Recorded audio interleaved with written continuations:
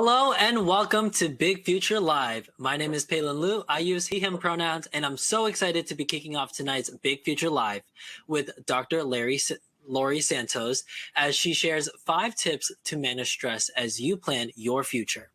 A little bit about me is that I'm currently a freshman at NYU studying childhood education and special education, also minoring in childhood and adolescent mental health studies. And a little fun fact about me is that I was one of the recipients of College Board's Big Future $40,000 scholarship. We are so thankful that you are all here joining us today. I know it's probably been a long day at school or work for parents and educators with us, so thank you all so much for joining today's Big Future Live. For those of you who don't know, Big Future Live is a series of virtual community events where you connect with college reps, career experts, and peers to help you thrive as you plan for your life after high school. Big Future Live was created so you can get your questions answered to plan your future your way. Now, we all know that planning and preparing for your next steps after high school is a big deal and a big transition. It's exciting, but it can be stressful. Planning for life after high school was definitely a challenge for me. However, it was manageable through the help of the calendar app. I put all the things I need to do in that day, and I made sure everything was needed that to be done was done. Sometimes I like to do when I'm stressful is simply just take a deep breath and take a break. Everyone feels stressful at some point of their lives, and it's absolutely okay to take some time to yourself. Today, we are joined by Yale's happiness professor, Dr. Lori Santos, who is here to answer your questions about managing stress during this important time in your life. Before we jump into it, let's go over some housekeeping. During today's event, you'll be in listen-only mode. This means that you can only see us, but we can't see you. But that doesn't mean we don't want to hear from you. There's an Ask a Question box at the bottom of the screen where you can type your questions. Big Futures Live is where you get your questions answered. So don't be shy. Now, there's a lot of people on the call, but we're going to try our best to get as many questions answered as possible. We also have a direct you for a feedback survey at the end of the event to see how today's session went and for you to tell us how we can make the next Big Future Live event even better. If you missed today's recording or event, you can take a walk from your computer or phone at any moment. Don't worry. The recording will be available later at bigfuture.org/live. Today's event is just the beginning. Check out bigfuture.org/live for more events as you plan for life after high school. So get your questions ready and welcome to the Big Future Live family. Thank you so much, Palin, and thank you everyone for taking time to join us this evening. I'm really thrilled to welcome you to this very special Big Future Live event with Dr. Lori Santos. So I know that many of you have been waiting for this event because it was postponed in January due to some technical difficulties, but I'm glad that you stuck with us. My name is Elisa Kim, and I am lucky to partner every day with our Big Future team here at College Board. And tonight, I'm going to be your moderator. Now, as many of you already know, Big Future is a team. It's a team of former educators, parents, college and career planning pros, and many others who are really committed to helping you take your best first steps out of high school. And as Palin said, our goal here at Big Future Live is to answer your questions. So since the next 45 minutes are going to fly by, I say we dive in and meet our special guest, Dr. Lori Santos, who is the most popular professor ever at Yale University. So she teaches the latest scientific research and practical tips on happiness and is also the host of the very well-known podcast, The Happiness Lab. Lori, welcome. We're so thrilled to have you. Thank you so much for being here and joining the Big Future family tonight. Thanks so much for having me on. Are you ready, Lori? Because the questions are already coming in. That's amazing. Yeah, let's do it. Okay, great. So the first question is from Denicia. And she is asking, what are some examples of things I can do to manage stress, and how can I get through that before college? Yeah, so I think one thing to recognize is that I think one of the challenges of dealing with stress is that sometimes we think that if we're focused on our mental health or we're trying to reduce our stress, that kind of comes in conflict with the kinds of things you often are focused on when you're thinking about college, right? You know, if I'm doing some stress relief, that's less homework I'm going to do, that's less extracurriculars, that's maybe taking time out of my training as an athlete. And I think we need to fight this notion first. Every available study on happy people suggests that happy people perform better. In other words, by focusing on reducing your stress, you're going to do better. You're not just going to feel better, but you're probably going to perform better, on your SATs, on your homework assignments, on the things that really matter for your performance, right? And so that's, I think, notion number one that we have to pay attention to, right? It's like stress relief isn't just this thing that you do when everything else is all sorted. You need to focus on stress relief early on. Doing so will really improve your performance. But then the question is, how do you really do that? And I think the first thing that you need to do is to be mindful, right? I think one of the problems with stress is that we can sometimes only notice it when we're feeling so overwhelmed that we're like, snapping at our siblings or saying something mean to our parents or just kind of feeling like we're going to explode. The key is that you need to start realizing where you're at a little bit early on. And that's through the practice of mindfulness, just this act of like honestly noticing where you're at. And I think if you start noticing that you're on a kind of upward trajectory of stress, then one of the main hacks you can do is to sort of change the way your body is processing information. We think stress just kind of happens, but we actually do have at least a few hacks that we can use to remove stress from our bodies. One of them is just through the simple act of our breath. Right. You might have heard this like advice of like, oh, just take a deep breath. And that can sound like, stupid, like, dumb grandmotherly advice. But it turns out there's biology there. If you're taking AP biology, you might have heard about the sympathetic nervous system. This is our fight or flight response. We can literally hack into our fight or flight response through our breath, through this thing called the vagus nerve.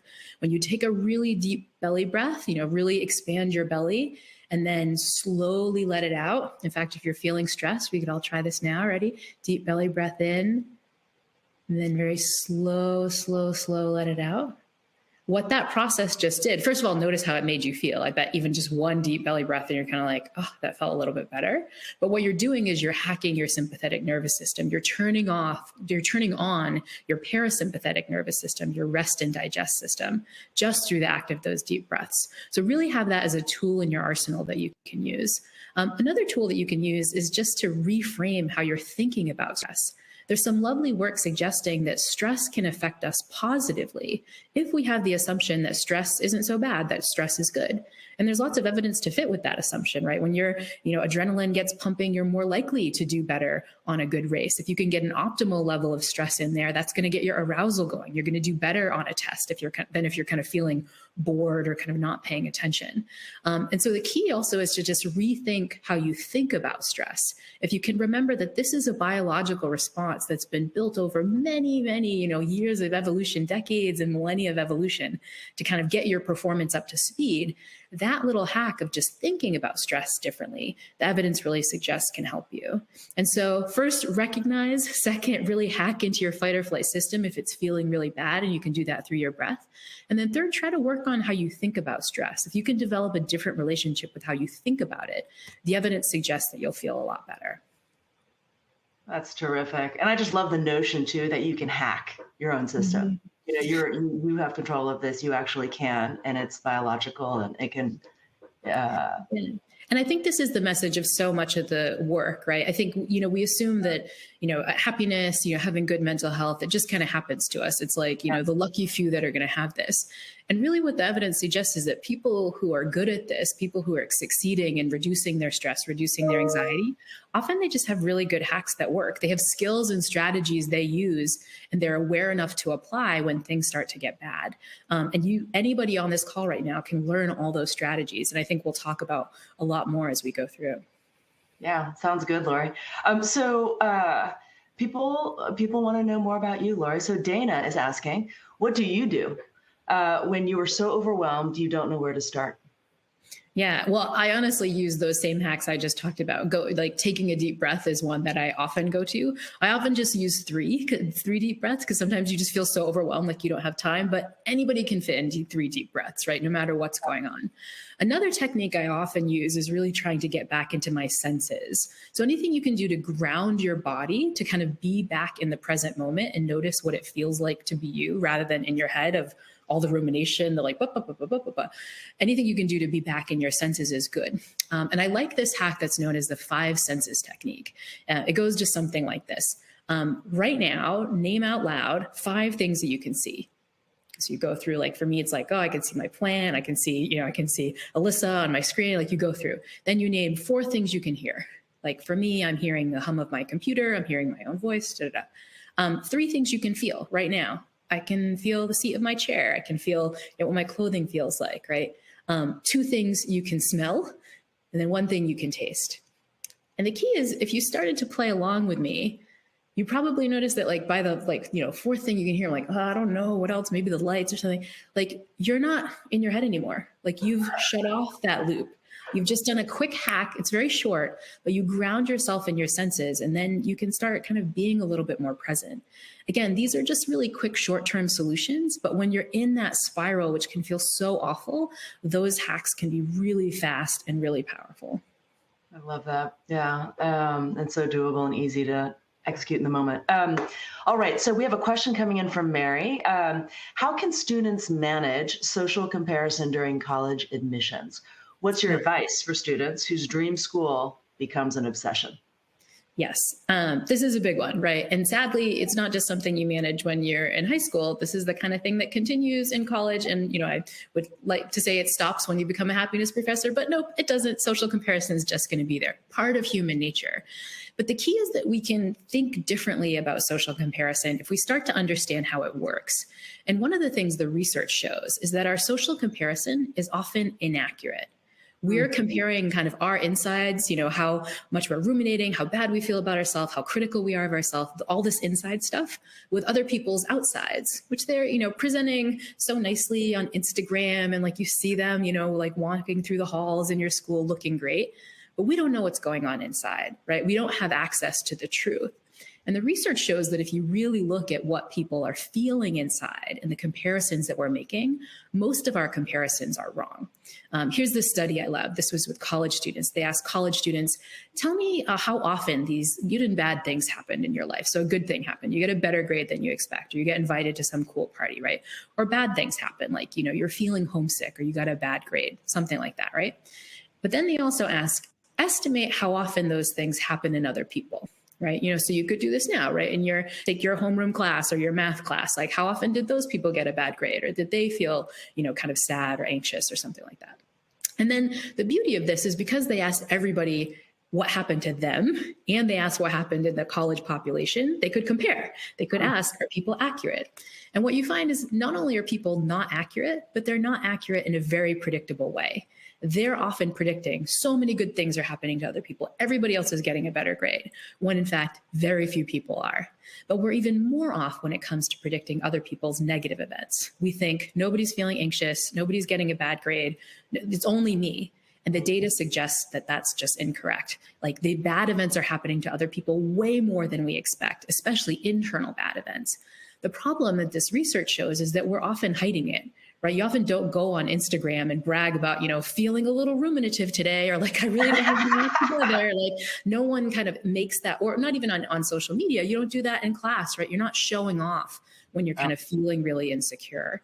And so that is a really important fact about social comparison that can help us. Every time you kind of have that moment of social comparison, remember, I'm comparing my insides to somebody else's outsides, and it's inaccurate. Even though my brain is telling me I'm not like measuring up, I might be using the wrong standard, using a truly incorrect standard. And sometimes remembering that can be like, a little momentary hack you need to kind of get you back into paying attention to what really matters. Yeah, I love that. It's so grounding. And it makes you remember, yes. Oh, I'm like. It's one thing to like beat yourself up over not being good enough. It's another if the standard is just wrong. Like if we were going to use the standard, they should be accurate, right? Correct. Very helpful. Okay, so a whole bunch of students are asking about the stress they feel as they try to figure out their future plans. And Jenday, I hope I got that right, wants to know specifically how can one plan their future without stressing about their future. And similarly, Terry is asking about her daughter who suffers from anxiety, and which impacts her ability to take tests and exams. Your advice? Yeah. So I think, this is another spot where our minds are kind of getting it wrong. I teach this, big happiness class at Yale. And one of the main principles of the class is that our minds lie to us. We have all these theories about the things we should be doing to perform better, to feel happier, and so on. And it turns out, for whatever stupid reason, those predictions are just off. Like our mind just gets it wrong. And I think this is another spot. We think, okay, I want to do well in the future. I want to get into a good college. I want to be successful in life.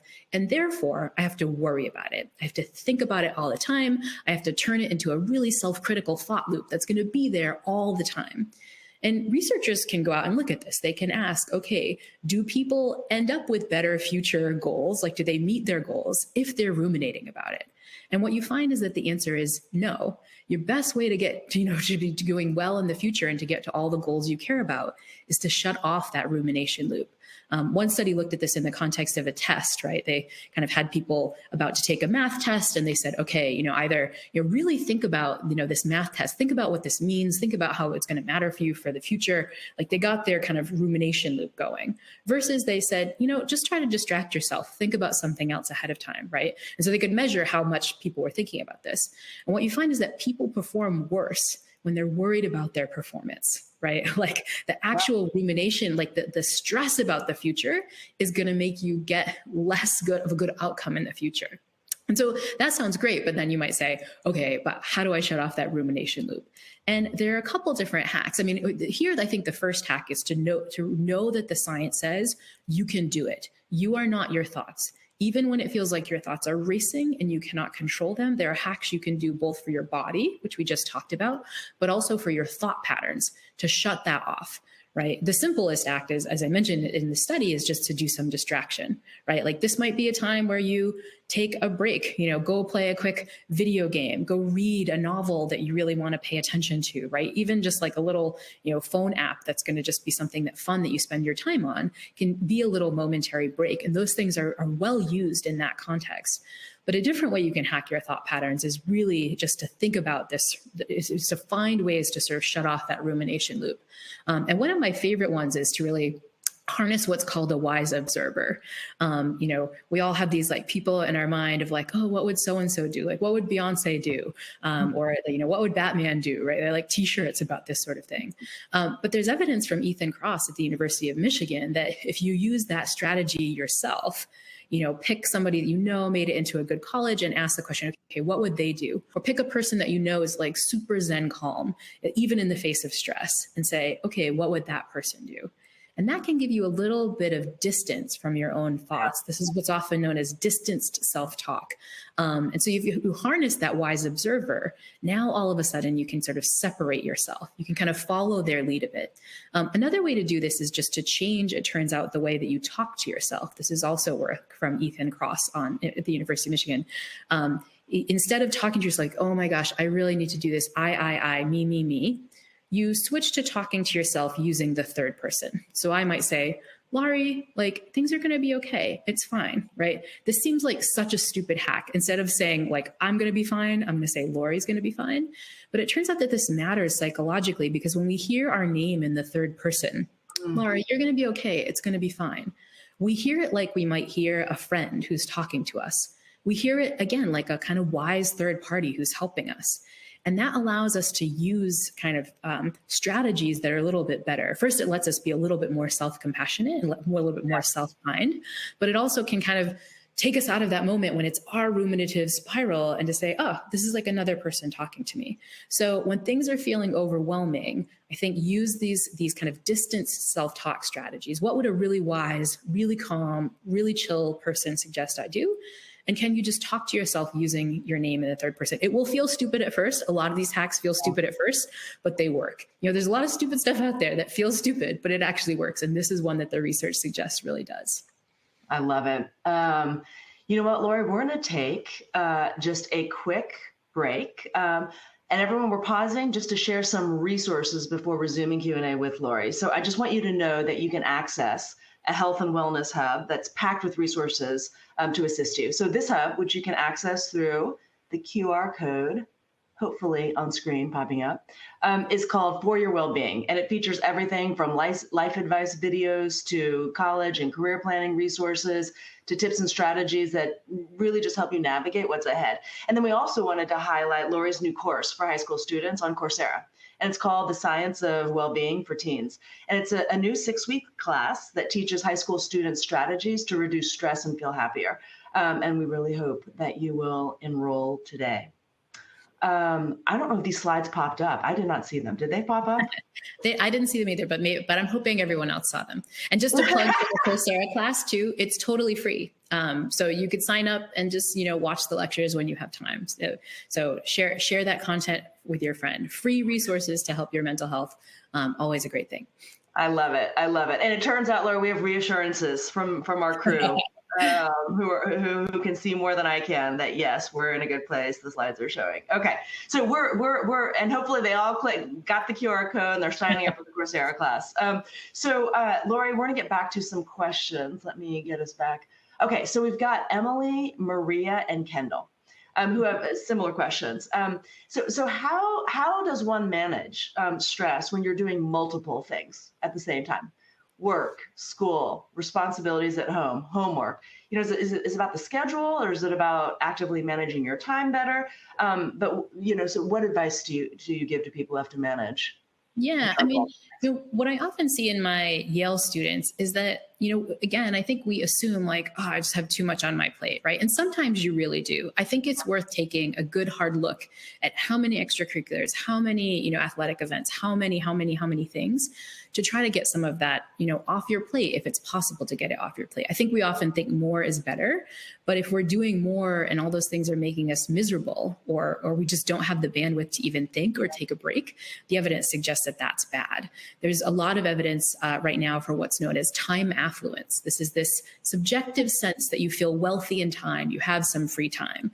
It's probably the opposite of what many of you who are asking these questions are feeling, which is what's known as time famine.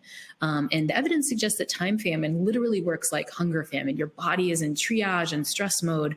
It also significantly reduces your well-being. There's evidence for adults that if they self-report being time famished, that's as big a hit on an adult's well-being as if they self-report being unemployed. Imagine just like losing, if your parents lost their jobs out of nowhere, that'd be incredibly stressful. Just feeling like you have no time is as much stress. And that's true for teenagers too. So first question is like, objectively, maybe you got to take some stuff off your plate, right? If you're doing all those things a little bit poorly, that's not going to help your college admissions process either. But I think there's an even easier thing we can do, because sometimes, we can't take the SATs off our plate. It's tough to take college application off our plate. The different thing we can do is change the way we talk to ourselves about our obligations. One of the reasons our obligations feel so stressful is we often don't talk to ourselves in a nice way about them. We deal with our obligations like some sort of mean drill instructor who's screaming at us like, you got to get your homework done. And when are you going to look at this application? Like if it was in our head, it'd just be like this kind of, move all the time, right? And I think we're not like masochists. We do that because we assume it works. We assume that's the way to get stuff done. But again, researchers can go out and test this. And it turns out, no, in fact, when you treat yourself like a mean drill instructor, it actually doesn't feel good to get stuff done. And in fact, you perform worse. And the most insidious thing that I think this question brings up is you also procrastinate more. The key to procrastination is often talking to ourselves in a self-critical way. And so then the question is like, okay, self-criticism, drill instructor mode, really bad, right? Like, how do we fix that? And the key is that we need to engage in what psychologists call self-compassion. This is some lovely work that's been done by Kristin Neff, who's at UT Austin.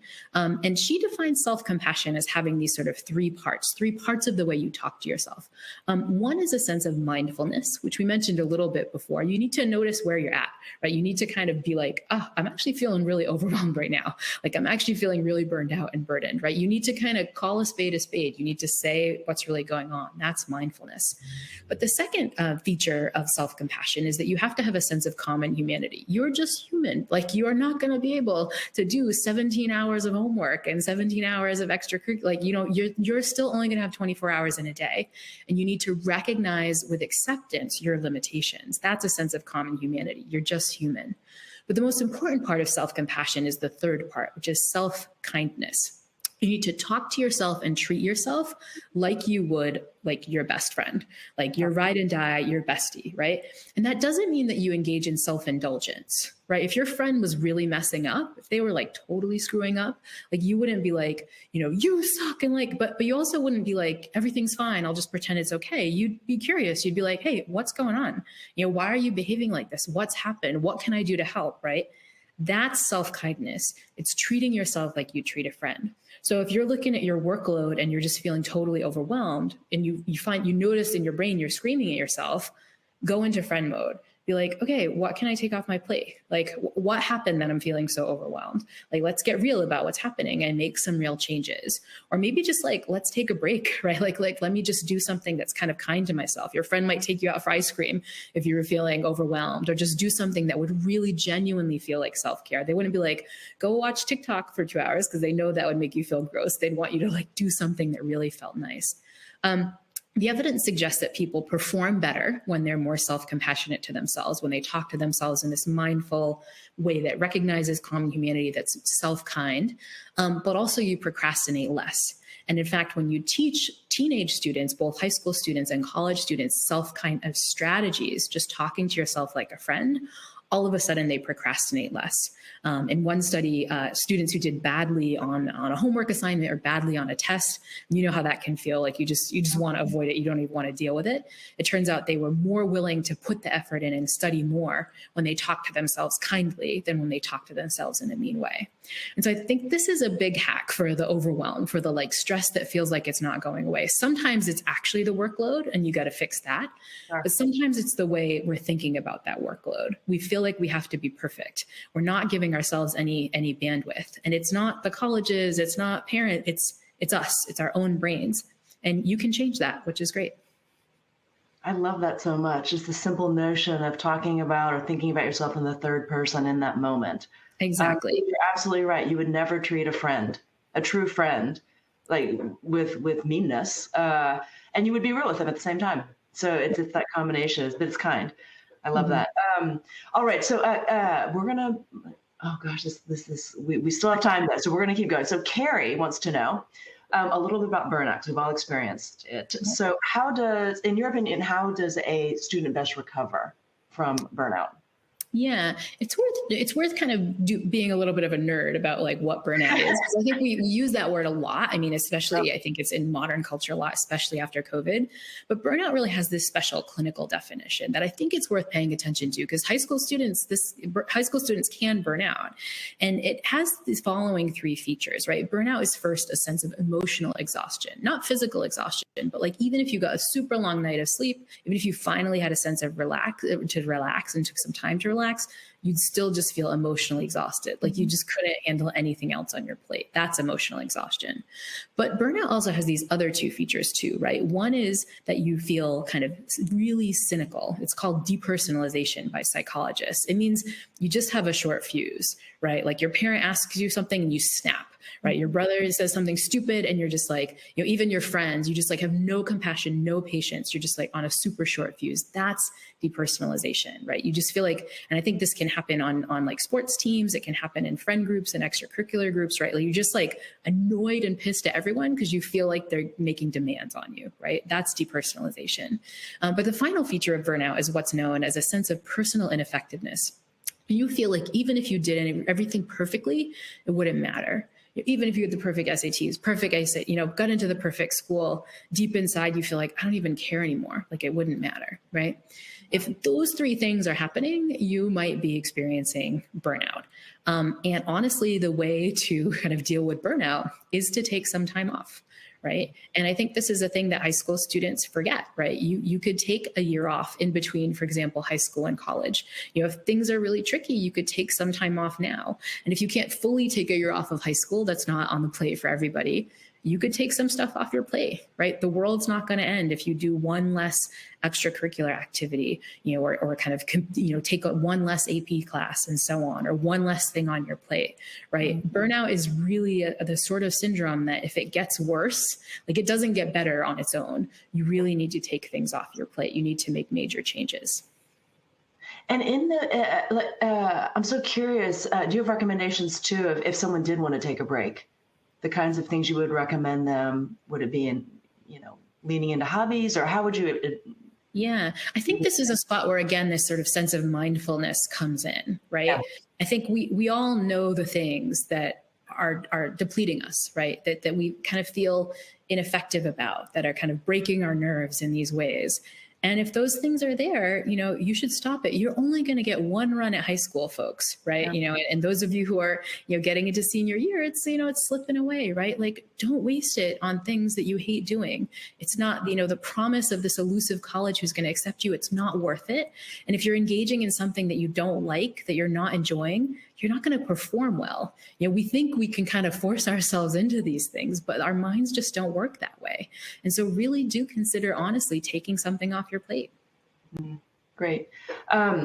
So we're getting a series of questions, Lori, about the connection between physical and mental health. I think this is a great series of questions. Harmony is asking specifically, like, does what we eat affect our stress? And then along a similar line, James asked, does the amount of sleep that you get impact stress levels or our mental capability? Yeah. I mean, we'd love to think that our brains were just some thing floating off in some vat, but of course, no, they are connected to our bodies, right? And that connection is profound. In fact, I think you can hack a lot of not feeling good, not experiencing great mental health by making changes in your body. We already talked about breathing, getting into your senses, but the two things that were just talked about, eating and sleep, I think are even more important. To those two important things, I would also add exercise. The simple act of getting a half hour of cardio exercise in every day can reduce symptoms of depression significantly, just as much as taking antidepressant medication. There's similar effects for anxiety, right? Like, we can just be moving our bodies to fix a lot of our mental health issues. But an even bigger hack, even bigger than exercise, is sleep. The evidence suggests that all of you out there should be getting 8 to 9 hours of sleep a night for your age. On average, many of you are getting, I'm guessing that less than that. But this is really bad. One study that I show my Yale students by Dinges and colleagues brought college students into the lab and had them restrict their sleep. So college students come in and for 2 nights, they get kind of normal sleep. Again, 8 hours a night is what we're supposed to be getting. But then college students get restricted sleep. And restricted in this study was only 5 hours a night, which is what a lot of you are getting on average. And they just looked at that students' mood scores. And what they found was that within a few days of getting just 5 hours of sleep, students had mood scores that looked as though they were at the level of experiencing clinical depression, right? Just through the act of not sleeping as much. The good news is that when students at the end of the study went back to normal amounts of sleep, their mood levels improved. I actually think we could solve the entire teen mental health crisis if we could just get you all to sleep. And again, this is not blaming teens. This is setting up structures and high school programs and parental expectations about homework that allow you to sleep more. But it matters a lot. And so if you're thinking like, oh, I'm just feeling so overwhelmed, like another hack is just like sleep. Like, just don't do that homework. Don't do this stuff. You'll actually do better. I think one of the reasons students aren't sleeping, of course, is that they have a lot of academic obligations and they assume that staying up and studying will be better than sleeping, because then you get more time studying, right? But there are studies on this, and the evidence suggests that not just your amount of sleep, but your sleep regularity, which means, if you typically sleep 8 hours a night versus like some nights you sleep 4 and some nights on weekends you sleep 12 because you have time, that regularity matters a lot. And so, for example, a high school student's sleep regularity ends up predicting their grade point average, right? Students who are more irregular, who are getting some small amounts of sleep, some big amounts of sleep, that's affecting you negatively. So you can actually hack your GPA just by sleeping more, by studying less and sleeping more. I know it seems ridiculous, but there's studies on this, and that's actually what works. So yes, bodies intricately connected to our mental health, and we can often hack our mental health by being good to our bodies. I love that advice. Well, Lori, we're also getting some questions from parents. So I'm going to highlight one from Elaine, who is asking, what advice do you have about a top performing student who won't engage with her parents at all about planning for the future, such as her future college? Yep. Yeah, I don't know if the parents are going to like this advice, but my advice would be to lay off, right? Often we don't realize as parents that we can turn into that drill instructor, right? That kind of, we can kind of be a sort of self-critical voice. We don't intend to be. Obviously, we're doing things with the best of intentions, but how we say things might not be how things are being heard. And if students are already feeling overwhelmed, then just that added voice can be like a problem. I think the hack you should engage in instead is making sure your students are performing as best as possible by making sure they're treating themselves as well as possible. Like, I think you can hack your students' academic performance and honestly their eventual college acceptance if you start trying to help them stress less. If you can work with them to develop more of a self-kind attitude and a little bit more self-compassion, if you can convince them to take things off their plate, I think honestly, every single one of my Yale students would be better off if they had a parent who was like, I think you should do one less class this semester. I think you should do one less activity. I think you should have 3 hours, at least once a week where you could do whatever you wanted. Ideally something that really engaged you. I think that's kind of the path towards parents. And so I think when students are disengaging, it's because their own voices are so strong and they're feeling so overwhelmed that they can't even kind of, connect with this person that they love. And so it's often a signal that you need a different tactic. And honestly, focusing on mental health and self-care and these kinds of things, they're hacks that the data suggests are going to cause your kid to perform better. Like academically, not just in life, of course, but also academically. So if you can kind of take that move of laying off as a strategy to help, it can be really profound. It doesn't feel active, but ultimately it is very active in terms of helping. That's great. That's great. So we have a question in from Yelzavita. How can you change your mindset from not caring, but also caring about school, to fully caring while taking care of yourself? Yeah, I think it becomes easier to care at yourself. It becomes easier to care about things at the optimal amount if you're really caring in a way that feels kind, right? I think the problem is that we mistake caring with that drill instructor mode we talked about before. We think that to care, we have to be perfect. We have no common humanity. Like, we can't just take a class. We have to be perfect at the class. We have to be the best possible. And so I think that you need to find a way to allow yourself to care without that caring being so swept up as your whole identity. And one of the things you can do that is to remember that there's lots of things you're supposed to care about as a high school student, not like more things on your plate, more extracurriculars, more college courses, all this stuff. You're supposed to care about being a good person. You're supposed to care about being a good friend. You're supposed to care about being a good sibling, a good family member, right? A good community member, right? And I think that can get lost in the struggle of academics. We think the only things we're going to be rated on in life by some big life rating at the end of this is what gets us into college. But when that's your only identity, that's when caring about it can just feel so overwhelming, so depleting. So I just don't even want to deal with this anymore. Bodies have resistance, right? And if you push your body into a corner, it's going to react like a caged dog. And sometimes our not caring feels like that. I can't even deal with this. It's because your identity is too caught up in it. So when that's happening, that's a time when you might want to invest in other identities. Rather than worry about homework this week, I'm going to worry about being a good friend. I'm going to check in with my friends. I'm going to be the best family member I can, right? Those acts of kindness wind up being good for our mental health too. And so, sorry, I live near a train, so trains go by sometimes. But I think that's a big hack. And then that identity hack that I mentioned is also great for burnout. Burnout happens when we're really it's not like when we kind of don't care, it's when we're over invested in our academic performance. And so what can you do to kind of build up a little bit more of those other identities, so that if you're kind of, doing well in those, you get some sort of, a nice hit that you feel proud about yourself, even if things are feeling overwhelming on the academic front. Oh gosh, Lori, this has been incredible. And we only have a few minutes left. So I'm going to close this out with the last question to get some final nuggets of wisdom from you. Originally we had teed up a question: what are your top 5 tips for managing stress if you're a student just trying to navigate what's ahead? You've dropped a lot of great tips. So we still like your summary. Or if there's another direction you want to go, is that, I wanted to say something that I think that could be helpful to all of you out there. We'd love to hear that too. Yeah, I think I'll just review. The top 5 tips are great. You've heard a lot of them. Sleep, really important. Self-compassion, regulating your thoughts so you talk to yourself kindly, really important. I think this idea of mindfulness, paying attention and just accepting where you're really at, Very, very important. And then I also think too that we haven't mentioned could be really powerful. One is the idea of social connection. Like when you're really in a tough way, like really finding time for your friends in real life is important. Not on TikTok, not on like whatever, but like in real life togetherness, super important. And the final one, which we hinted at, is that we need to become, when we're really stressed, a way to get out of our stress, which doesn't sound right, but the evidence suggests it works, is to do for others. When you're just really in this spiral of everything feels overwhelming, ask, what can I just do to help my parent out today? What can I do to help my friend out today? What can I do to just do something that gets me out of my me, everything's about me and my performance sense, and allows you to be a little bit more other oriented? Evidence suggests that will be powerful. So those would be my 5 tips. Love it. Love it.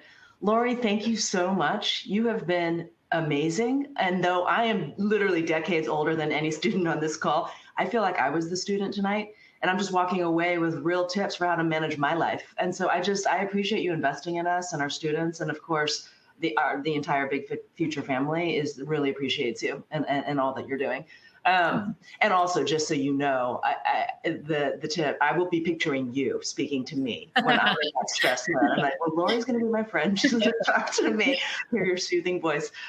So thank you again, Lori. And thanks to everyone else out there for joining us here.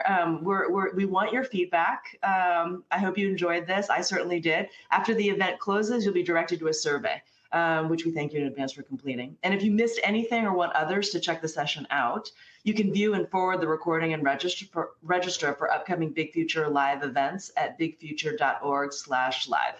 And that's all I have for you all. Thanks, everyone, and have a great night. Thanks again, Lori.